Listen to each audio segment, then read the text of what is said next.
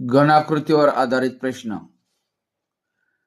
3 semi बाजू असलेला घन किती वेळा कापावा म्हणजे 1 सेमी आकाराचे छोटे घन तुकडे तयार होतील?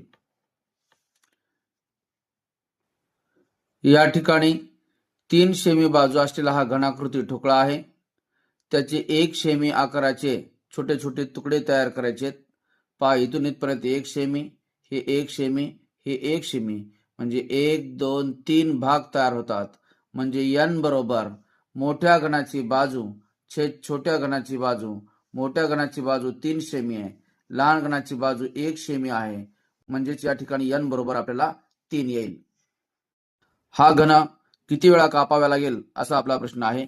म्हणजे या ठिकाणी उभे आपल्याला चाकूने 1 2 3 4 आणि आडवे 1 2 अशा पद्धतीनं 6 वेळा आपल्याला त्याचे काप घ्यावे लागतील. म्हणजे या घनाकृतीसाठी याच्या बाजू समान असतात, म्हणून किती वेळा कापावा लागेल म्हणजे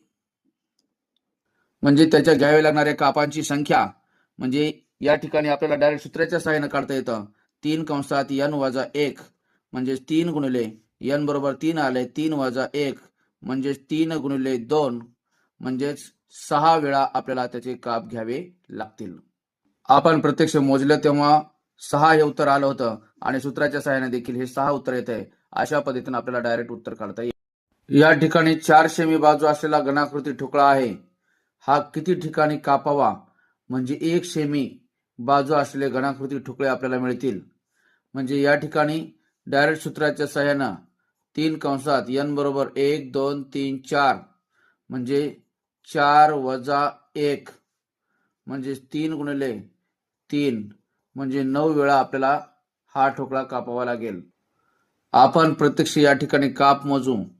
1 2 3 4 5 6 7 8 9 अशा पद्धतीने हा ठोकळा 9 वेळा आपल्याला कापावा लागेल. म्हणजे 1 सेमी आकाराचे घनाकृती ठोकळे मिळतील.